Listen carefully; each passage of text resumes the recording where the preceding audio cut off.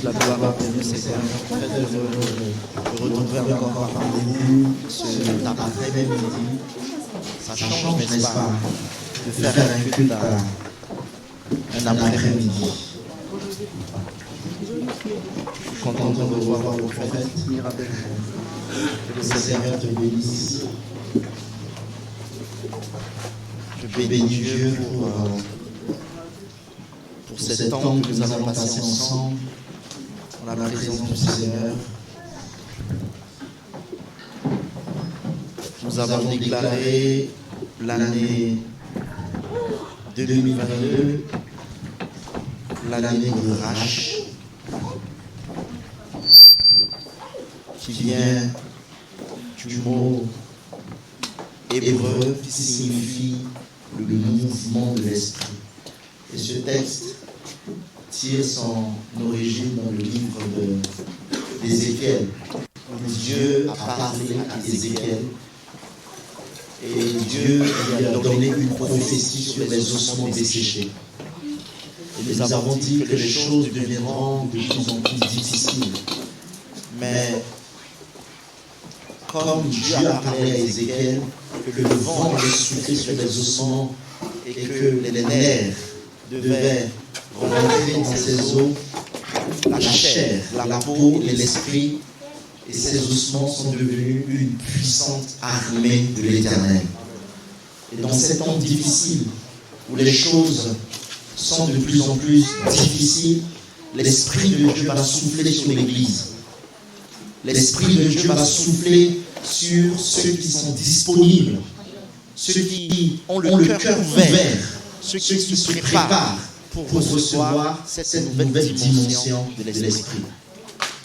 Et nous allons introduire ce thème avec un enseignement que j'ai reçu depuis un certain moment sur le fardeau.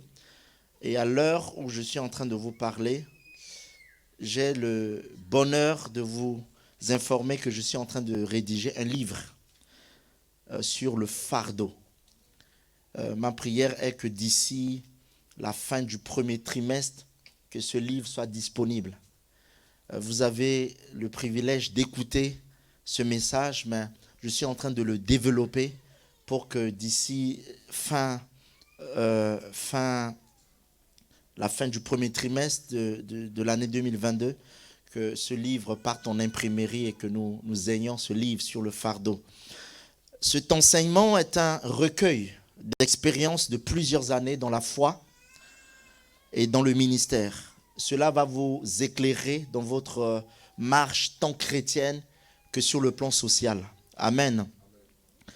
Et je pense que le fardeau est un message que beaucoup de personnes doivent écouter. Et je veux ici vous encourager à ne pas rater une seule portion de cet enseignement. Parce que c'est un brique que je vais poser. Aujourd'hui, je vais poser les bases et après, je vais continuer. Et donc, si vous ratez juste une seule portion, vous n'allez peut-être pas comprendre le fond de cet enseignement sur le fardeau. Donc, j'aimerais vivement vous encourager, vous qui êtes là ce matin, à persévérer, comme les apôtres qui ont persévéré dans la prière, dans l'enseignement des apôtres et dans la fraction du pain. Et nous devons persévérer dans l'enseignement de la parole de Dieu que le Seigneur nous envoie ici au travers de ses serviteurs. Donc, c'est un puzzle, c'est des briques, des différentes briques que nous sommes en train de poser, d'assembler, de mettre ensemble pour que quand nous allons terminer cette phase d'enseignement, que chacun de nous puisse recevoir quelque chose qui va, n'est-ce pas, lui faire du bien. Alors, attachant nos ceintures, nous allons décoller. Donc, je disais tantôt que je vais aujourd'hui jeter des bases sur ce que c'est que le fardeau. J'ai l'habitude de définir les concepts lorsque je prêche, parce qu'il faut comprendre. On parle du fardeau, du fardeau, du fardeau. Le fardeau veut dire beaucoup de choses. Et ce matin, cet après-midi plutôt, je voudrais jeter des bases. Et je vous encourage à prendre note, parce qu'il y a des choses que je vais dire ici, que je vais être inspiré je vais être connecté à l'esprit et j'ai demandé à l'équipe média de m'enregistrer ce message pour que moi-même, à la fin de l'enseignement, que je puisse écouter. Vous savez, quand on est sur la chair ici, on est connecté au ciel, on est connecté à l'esprit. Il y a parfois des choses que nous disons que nous n'avons pas préparées. Il y a parfois des choses que nous disons sous l'inspiration de l'esprit que nous n'avons pas pensé à la maison. Mais lorsqu'on se connecte ici, on est en relation avec l'Esprit de Dieu. Et tout ce que nous disons sur la chair, c'est pour cette raison, la chair que vous voyez, même si c'est une salle qui ne nous appartient pas, qui peut être utilisée, mais du moment où nous dédicassons, nous consacrons cette chair pendant ces instants que nous occupons cet espace, cet endroit devient saint. Et quiconque se met ici est connecté à l'Esprit de Dieu. Quiconque se place sur cette chair rentre en relation avec l'Esprit de Dieu. Alors, je vais définir ce que c'est que le fardeau. Selon le dictionnaire Larousse, le fardeau est une charge. Dites avec moi charge. Le fardeau est une charge pesante qu'il faut lever ou qu'il faut transporter ou qu'il faut soulever. Je répète, pour une bonne et meilleure compréhension, selon le dictionnaire Larousse, le fardeau est une charge pesante qu'il faut lever, qu'il faut transporter ou qu'il faut bouger. En d'autres termes, lorsqu'on dit porter un lourd fardeau sur ses épaules, autrement dit, c'est ce qui est lourd à supporter, ce qui est lourd à transporter. Est-ce que ça va? C'est un enseignement, je veux être sûr et certain que chaque mot, chaque expression, chaque phrase qui sera dite ici soit vraiment reçue favorablement comme des grains qui tombent sur une terre fertile. Alors, ce mot fardeau vient du grec fortion. P-H-O-R-T-I-O-N.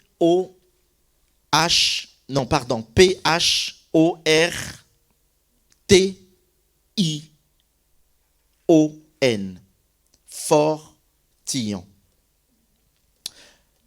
Cette expression, est utilisée au moins 30 fois dans la Bible.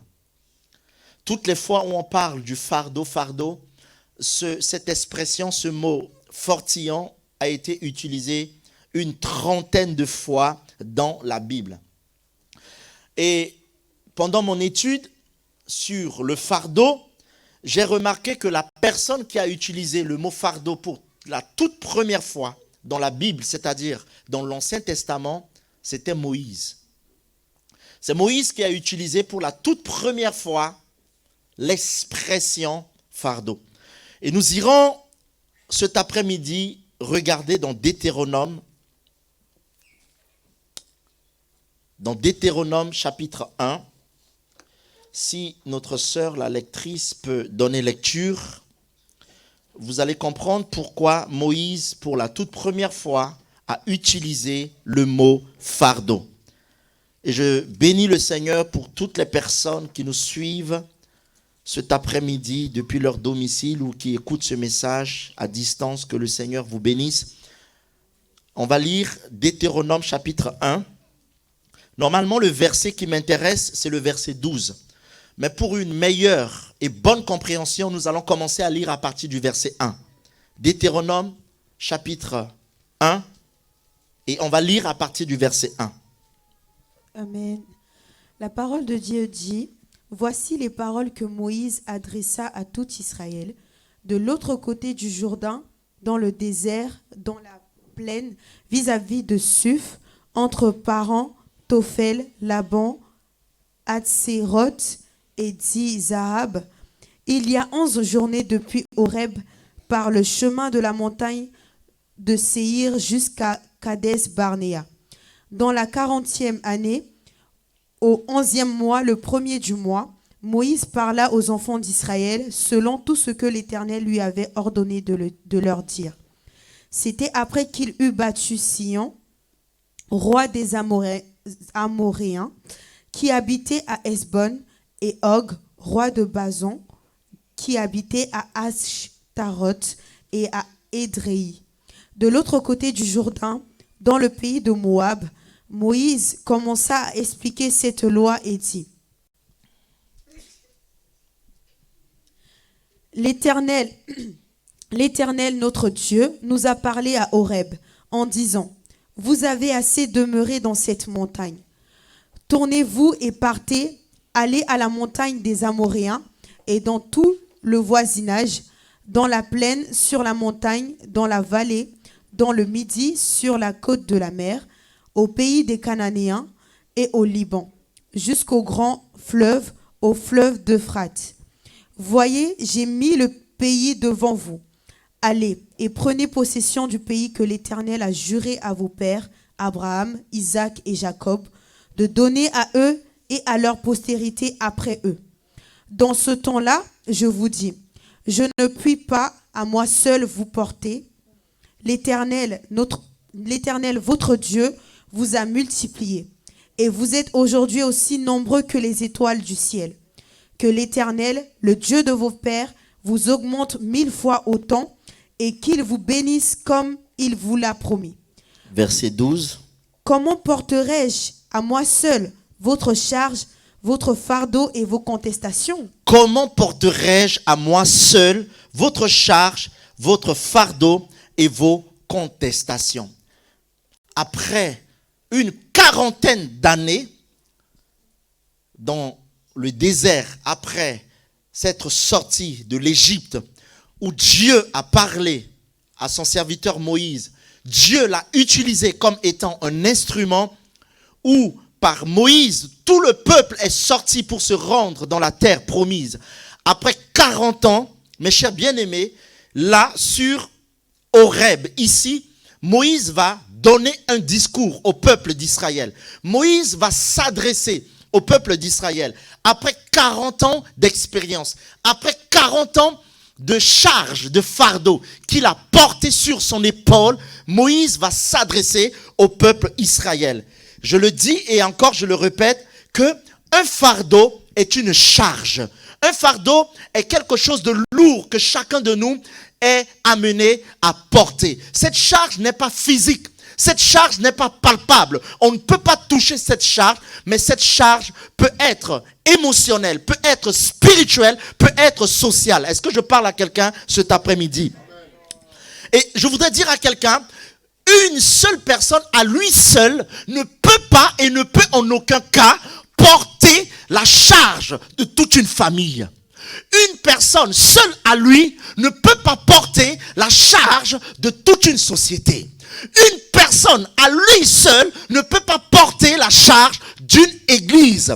D'ailleurs, vous allez remarquer dans la Bible, tout au commencement, lorsque Dieu a créé l'homme, l'homme était seul, l'homme avait sur son épaule la charge, le fardeau de gérer, de cultiver, de gouverner le jardin d'Éden. Et Dieu s'est rendu compte que l'homme à lui seul ne pouvait pas porter cette lourde charge.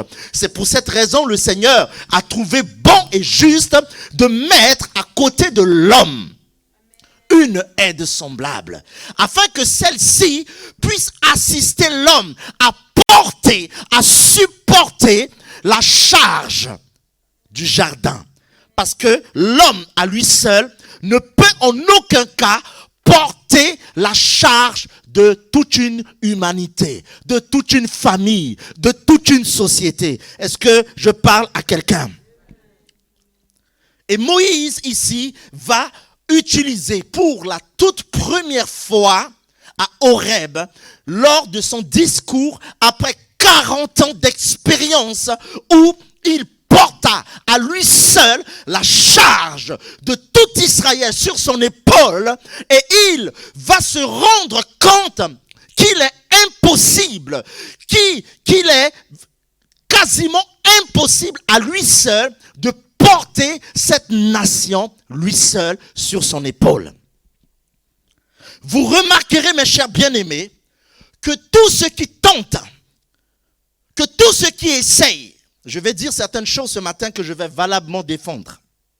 Écoutez-moi bien.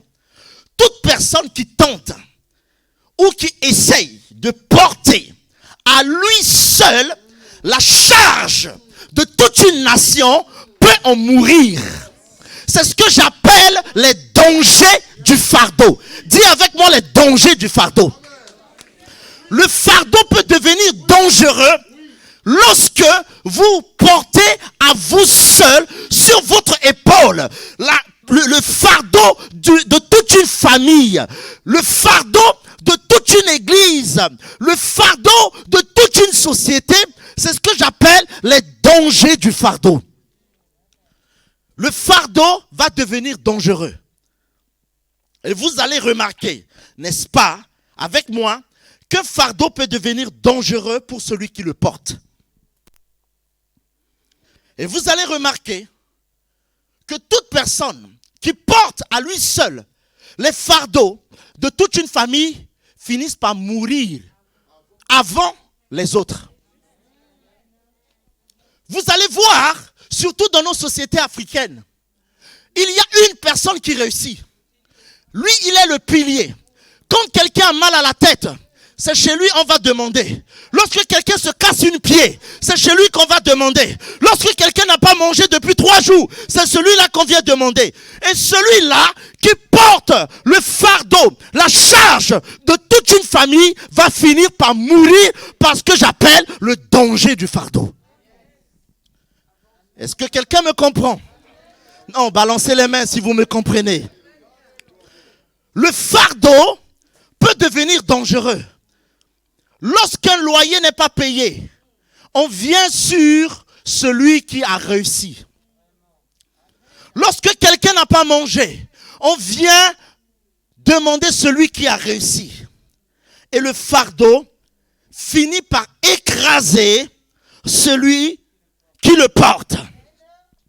Vous remarquerez dans des couples, dans des familles, lorsque c'est seulement la femme ou lorsque c'est seulement l'homme qui porte la charge, le fardeau de toute la famille, il s'occupe de tout, il fait les devoirs, il paye les factures, il s'occupe des problèmes, il n'est pas aidé, il finit par craquer. Je parle ici de ce que j'appelle le fardeau. Balancez les mains si vous me comprenez. Cet enseignement est un recueil de plusieurs années d'expérience dans la foi et dans le ministère. Et j'aimerais que tous ceux qui écoutent ce message l'écoutent avec esprit. Parce que les choses que je suis en train de dire, je ne le dis pas humainement, mais je le dis sous l'inspiration du Saint-Esprit. Vous imaginez si ce panier était un morceau de pierre qui pouvait faire à peu près 50 kilos. Je le mets sur mon épaule. Et puis je vais prendre encore 50 autres kilos. Je mets sur mon épaule, ça fait combien? 100 kilos. Vous imaginez tel que je suis. Vous pensez que je suis capable de transporter à moi seul la charge, le poids de 100 kilos, d'avancer, de bouger, et puis de rester, de vivre longtemps? Non. Le fardeau peut devenir dangereux. Parce que le fardeau peut devenir dangereux. Que j'ai compris, j'ai pris connaissance. À partir de cet enseignement, j'ai demandé à Dieu que je veux me débarrasser de certains fardeaux qui sont sur moi. Je veux le déposer sur certaines personnes. Pourquoi? Parce que je n'ai pas envie de mourir jeune. Est-ce que quelqu'un me comprend? Est-ce que quelqu'un me comprend? J'ai réalisé que je dois encore vivre longtemps pour accomplir ce à quoi le Seigneur m'a appelé. Je ne peux pas accepter que le fardeau puisse m'amener prématurément. Et je dis, Seigneur, par cet enseignement que je suis en train de donner, que tu suscites des hommes et des femmes qui pourront écouter, comprendre ce message et qui pourront m'aider à prendre une partie de ce fardeau qui me pèse sur les épaules. Lorsque Moïse porta ce fardeau seul, va parler à un moment pour dire que je ne peux pas, au verset 12, comment porterai-je à moi seul votre charge, votre fardeau et vos contestations. Moïse était devant un dilemme. C'est-à-dire, il était devant le peuple. Il devait supporter les caprices du peuple. Il devait supporter les contestations du peuple. Il devait supporter tout ce que le peuple lui faisait subir.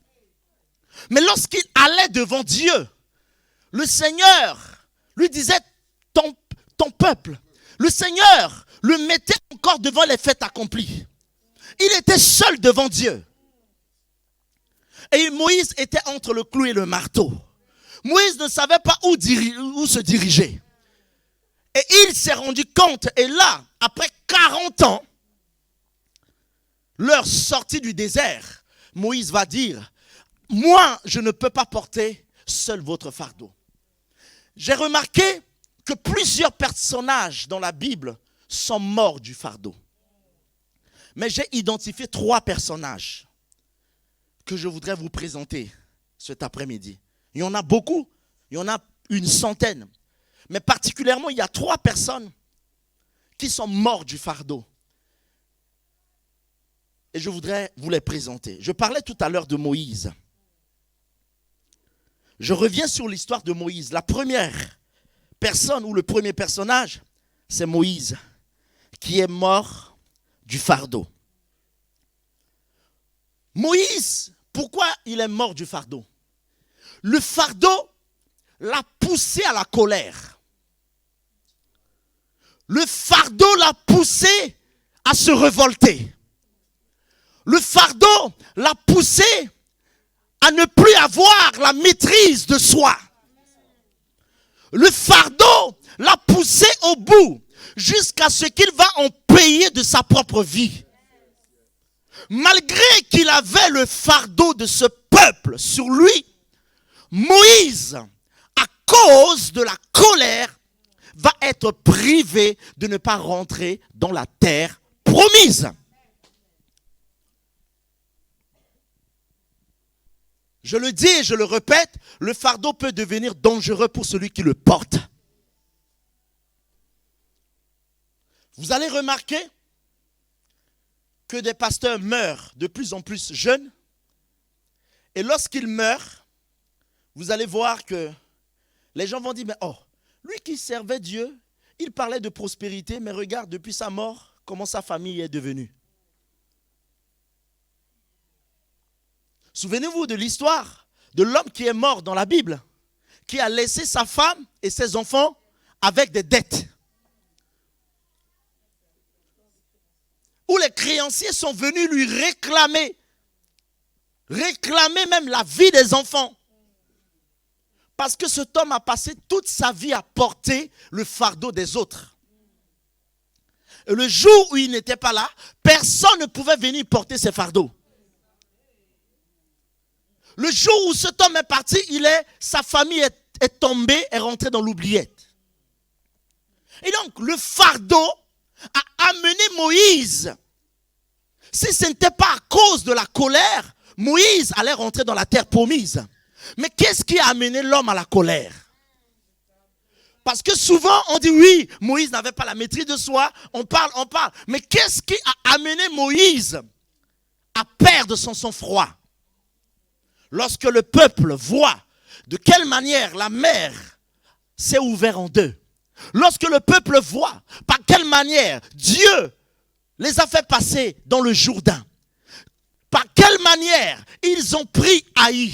Par quelle manière ils ont possédé les territoires. Mais ce peuple, incrédule, pour un rien, va se retourner contre Moïse et lui dire, toi et ton Dieu là. Toi et ton Dieu. C'est pour cette raison, mes chers amis, ayez du respect pour les pasteurs. Je vous en prie et je le dis encore, ayez du respect pour les pasteurs. Parce que vous ne savez pas, vous n'avez même pas une idée de ce qu'ils portent sur leur épaule comme charge. Moïse a perdu sa vie à cause du peuple. Moïse a perdu perdu sa destinée. Moïse n'est pas rentré dans la terre promise à cause du fardeau. Le fardeau peut être dangereux pour celui qui le porte. Signé Pasteur Syriac. Est-ce que je parle à quelqu'un? Écoutez-moi, mes chers bien-aimés. Et vous allez remarquer que généralement, les fils du pasteur sont des enfants qui réussissent difficilement. Parce qu'il prend tout son temps à aller chasser les démons ailleurs. Mais les démons qu'il chasse là attendent les enfants quelque part. Je connais un pasteur que je respecte, il a l'onction, il prêche, il a 7 enfants. Mais parmi les 7, il n'y en a même pas un qui suive les chemins du papa. Quand tu regardes l'autre là, il fait ses trucs de rap avec les cheveux bizarres. L'autre, il est dans son monde. L'autre. Et quand je discute avec leur père et en sortant, il me dit, oh, toi tu es jeune comme ça là, tu viens, tu passes tout le temps à parler avec vous les darons là. J'ai compris le défi, l'enjeu de ce que c'est que être fils, enfant d'un pasteur.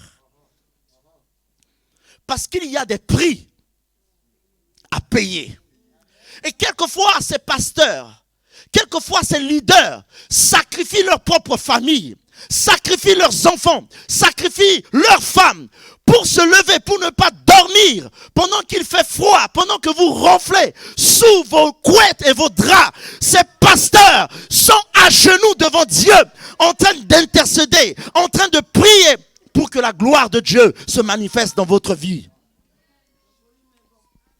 Et vous allez remarquer, mes chers amis, que Moïse, qui était un grand leader, Moïse, qui a eu le privilège de parler avec Dieu, Moïse, qui a eu la grâce de passer 40 jours et 40 nuits dans la présence de Dieu, il va passer à côté de sa destinée. Et ce qui me dépasse, ce que je n'arrive pas à comprendre, Dieu aurait pu comprendre Moïse. Dieu aurait pu comprendre Moïse. Est-ce que je parle à quelqu'un? Je ne suis pas ici en train de juger Dieu.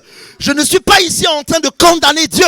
Mais je me pose une question. Simplement que Dieu aurait pu comprendre Moïse. Cette question, je n'ai jamais trouvé de réponse. Dieu aurait pu excuser Moïse.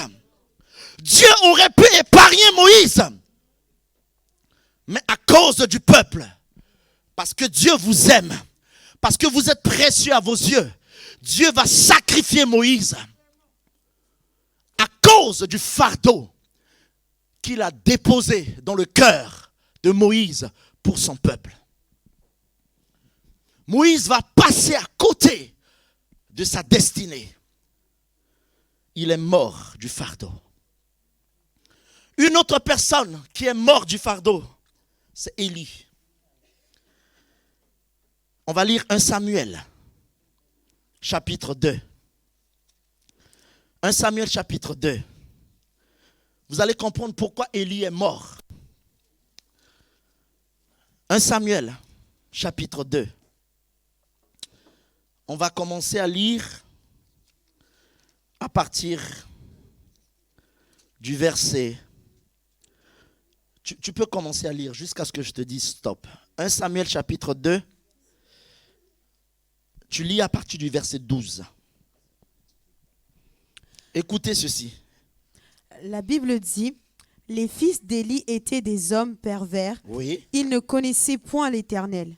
Et voici quelle était la manière d'agir de ces sacrificateurs à l'égard du peuple. Lorsque quelqu'un offrait un sacrifice, le serviteur du sacrificateur arrivait au moment où l'on faisait cuire la chair, tenant à la main une fourchette à 3 dents. Il piquait dans la chaudière, dans le chaudron, dans la marmite ou dans le pot. Et tout ce que la fourchette amenait, le sacrificateur le prenait pour lui. C'est ainsi qu'ils agissaient à l'égard de tous ceux d'Israël venaient là à Silo. Ma fille, tu peux t'arrêter juste un instant. Je ne sais pas si vous avez compris. La Bible déclare que, au verset 12, comment les enfants de Élie, qui était un grand prophète, se comportaient. La Bible déclare que, chapitre 12, voilà, comment ces enfants avaient l'habitude de se comporter. La Bible dit que, le verset 12, je cherche juste la partie où les enfants se comportaient mal. C'est quel verset? 1 Samuel 2, verset 12. Oui, excusez-moi, j'étais sur chapitre 12. Verset 12. Et la Bible nous dit que les enfants, alors je ne retrouve pas, c'est bizarre. Ah, excusez-moi. 1 Samuel 2. Voilà, j'étais à 1. Alors, la Bible déclare ceci, que les fils d'Élie étaient des hommes pervers et ne connaissant point l'Éternel. Vous vous rendez compte quelle pression cet homme devait porter sur son épaule. Il était un prophète, mais dans sa maison, ses enfants étaient pervers. Donc, tout ce qu'il disait, les gens pouvaient répliquer pour dire que tes enfants sont pervers. Il avait la pression de sa famille, la pression de voir les enfants réussir, la pression de voir les enfants bien se comporter, la pression de voir les enfants avoir une bonne attitude. Mais dehors, il avait également la pression du peuple. Cet homme avait un double fardeau sur ses épaules. Le fardeau de ses enfants, les problèmes de ses enfants, il avait également le fardeau du peuple. Et regardez ce qui va se passer. 1 Samuel chapitre 4. 1 Samuel chapitre 4. On va lire le verset. Lis le verset 18. Oui. La Bible dit, à peine eut-il fait mention de l'arc de Dieu, qu'Élie tomba de son siège à la renverse, à côté de la porte. Il se rompit la nuque et mourut. Il mourut car c'était un homme vieux et pesant. Il avait été juge en Israël pendant 40 ans.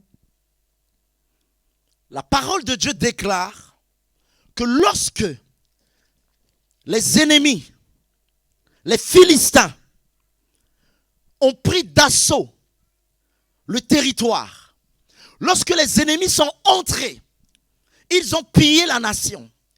Ils ont tué les hommes forts d'Israël. Ils ont pris l'arche de l'Éternel, qui était le symbole de la gloire de Dieu, qui symbolisait la puissance de Dieu. Et lorsque on est venu annoncer à Élie que l'arche de l'Éternel a été prise par les ennemis, aussitôt, il n'a pas supporté cette nouvelle. La Bible déclare que Élie est tombé, il s'est brisé la nuque et il est mort. C'était encore là le fardeau de l'arche, le fardeau du peuple, le fardeau de voir le peuple assiégé par les ennemis, le fardeau de voir ses enfants être des pervers, le fardeau de voir Israël sous le joug de l'ennemi. Il n'a pas pu le supporter. Élie est tombé parce qu'il a appris que l'arche de l'alliance a été prise par les ennemis. Ce fardeau était dur. Vous allez remarquer, mes chers amis, le fardeau, c'est ce qui nous permet de nous investir, de nous donner, de nous impliquer pour travailler, que ce soit pour Dieu, mais pour travailler même là où nous travaillons. Lorsque l'homme ou la femme n'a plus le fardeau de son famille, vous allez voir que le mariage va perdre l'essentiel. C'est le fardeau qui permet à ce qu'on puisse supporter des choses difficiles, de résister. Mais s'il n'y a plus de fardeau, eh bien le mariage est menacé. Il y a quelque temps en arrière, je travaillais pour une entreprise. Au départ, j'étais motivé, j'arrivais avant tout le monde. Je travaillais, je me donnais, je faisais des heures sup. Je pouvais rester travailler pendant des heures et des heures. Quelque temps plus tard, je n'avais plus le fardeau. J'étais là sans être là. Et je me rappelle, j'étais en entretien individuel annuel. Et mon manager me dit, mais Cyriaque, je sens que tu n'es plus motivé comme avant. Effectivement, je ne suis plus motivé. Pourquoi? Parce que je n'avais plus le fardeau de l'entreprise. Quand il n'y a plus le fardeau, aujourd'hui dans nos églises, quand on vient, on s'assoit, et à peine le culte se termine, on se lève, on part. Pourquoi? Parce qu'on n'a pas le fardeau. Si on avait le fardeau allait nous pousser à nous impliquer pour travailler pour le Seigneur. Le fardeau allait nous pousser à avoir des responsabilités. Parce que si tu n'as pas le fardeau, tu ne peux pas. Tu vas te considérer comme un étranger. Parce que tu n'as pas le fardeau. Une troisième personne qui est morte du fardeau, c'est Christ. Moïse, Élie et Christ, ces trois personnages sont morts du fardeau. En Matthieu chapitre 26, le verset 39, vous allez simplement le noter. Jésus, ayant sur ses épaules le fardeau de toute l'humanité, il va dire à un moment, Père, s'il est possible que cette coupe s'éloigne de moi. Parce que son Père ne l'a jamais abandonné. Son Père l'a toujours aidé. Son Père a été toujours avec lui. Mais pendant qu'il était devant la mort, parce que le fardeau de l'humanité, le péché, le poids de l'humanité était tellement si pesant, si fort sur lui, la Bible déclare, dans Matthieu chapitre 27, le verset 46, Jésus va dire, Père, pourquoi m'as-tu abandonné? Vous allez voir avec moi que le fardeau peut devenir dangereux pour celui qui le porte. Le Père de Jésus l'a abandonné à cause du fardeau. Parce que pendant cet instant, Jésus était revêtu du fardeau de l'humanité. Jésus portait le péché de l'humanité. Il portait ton mensonge. Il portait ton hypocrisie. Il portait ta sorcellerie. Il portait ta jalousie. Il portait ta méchanceté. Il portait ton mensonge. Il portait en ce moment sur lui ta désobéissance. Il portait sur lui en ce moment le péché de l'humanité qui pesait sur lui. Puisque son Père est saint, son Père ne pouvait plus coopérer avec lui à cause de sa nature de sainteté. Et son Père a été obligé de se déconnecter du Fils à cause du fardeau. Le fardeau va permettre à ce que certaines personnes puissent se déconnecter de toi. Est-ce que je parle à quelqu'un? Le fardeau peut amener à ce que certaines personnes peuvent abandonner ton chemin. Parce que tu portes certains fardeaux sur toi qu'ils ne comprennent pas.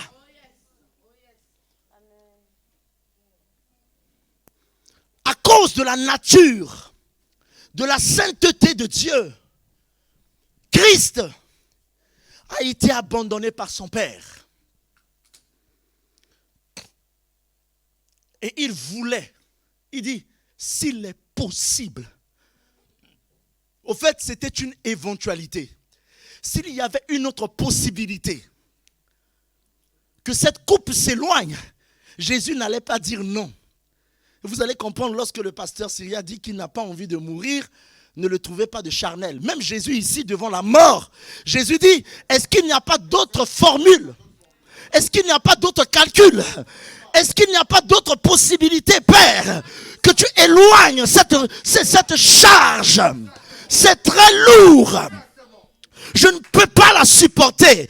Père, est-ce qu'il existe une autre probabilité?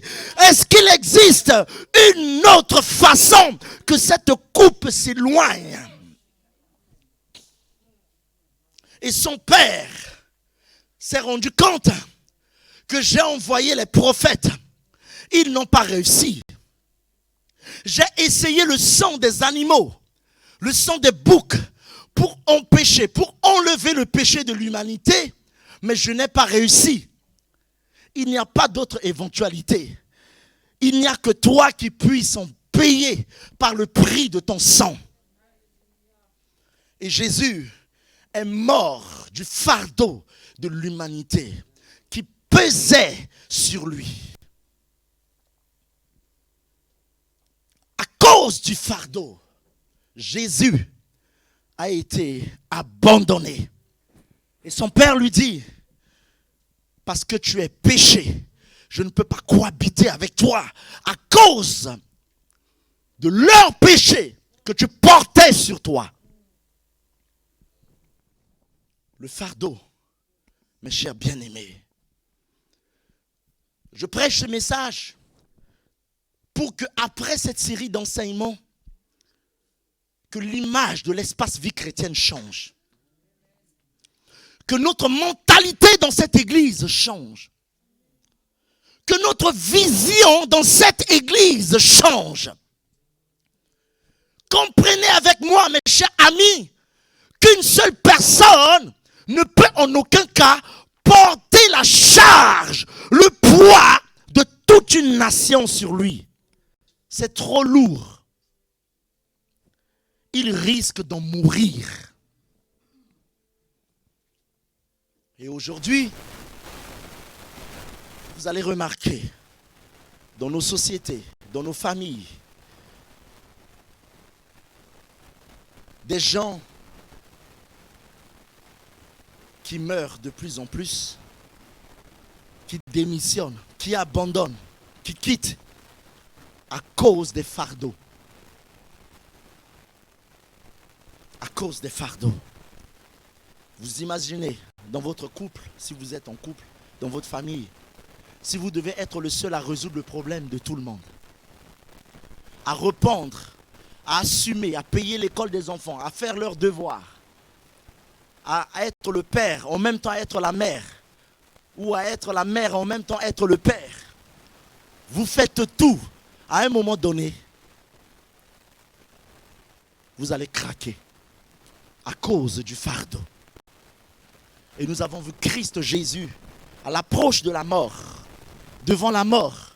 Il a dit, Père, s'il te plaît, est-ce qu'il n'y a pas d'autre éventualité? Est-ce qu'il n'y a pas d'autre possibilité? Même Christ Jésus, devant le fardeau, il a pleuré. Mais le fardeau était sur ses épaules. Le fardeau était sur ses épaules. Le fardeau devient pesant lorsqu'il se trouve sur tes épaules et non sous tes pieds.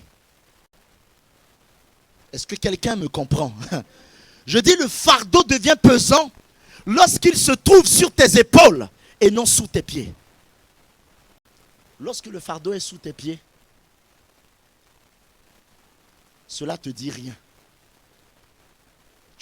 Ce n'est plus un fardeau. Tu marches dessus.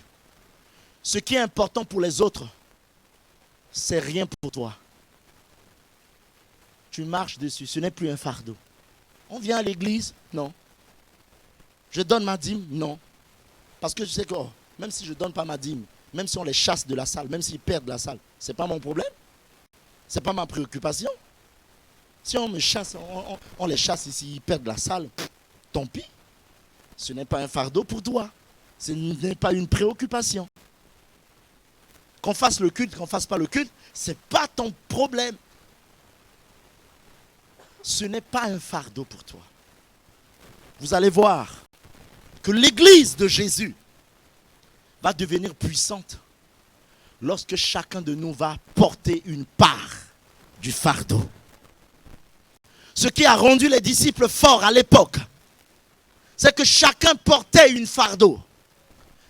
Ils se sont distribués les fardeaux et chacun porta une part du fardeau. Si bien que l'église était devenue forte parce que chacun avait une charge. Mon rêve, mon aspiration, mon désir est qu'à la fin de cet enseignement, chacun de nous prenne la résolution de dire: je refuse d'être sans fardeau. Je refuse de ne pas porter le fardeau de l'avancement, de l'œuvre dans cette église. Que tu prennes la résolution d'avoir une part du fardeau sur ton cœur afin que l'œuvre de Dieu puisse avancer. Je vais m'arrêter là pour aujourd'hui. Je vous avais dit que c'était simplement une introduction au fardeau. J'ai jeté des bases pour que chacun de nous puisse comprendre que cet enseignement est un recueil de plusieurs années d'expérience dans la foi et dans le ministère, et que le fardeau est une charge pesante qu'il faut lever ou transporter. À noter qu'une seule personne ne peut en aucun cas à lui seul porter le fardeau de toute une nation, de tout un peuple, de toute une famille. Et n'oubliez jamais que le fardeau peut devenir dangereux pour celui qui le porte. Il y a 3 personnes dans la Bible. Il y en a plus, mais nous avons vu 3 personnes qui sont morts du fardeau. Moïse, Élie et Jésus. Est-ce qu'on peut acclamer la parole de Dieu? Mettons-nous debout et nous allons prier ensemble.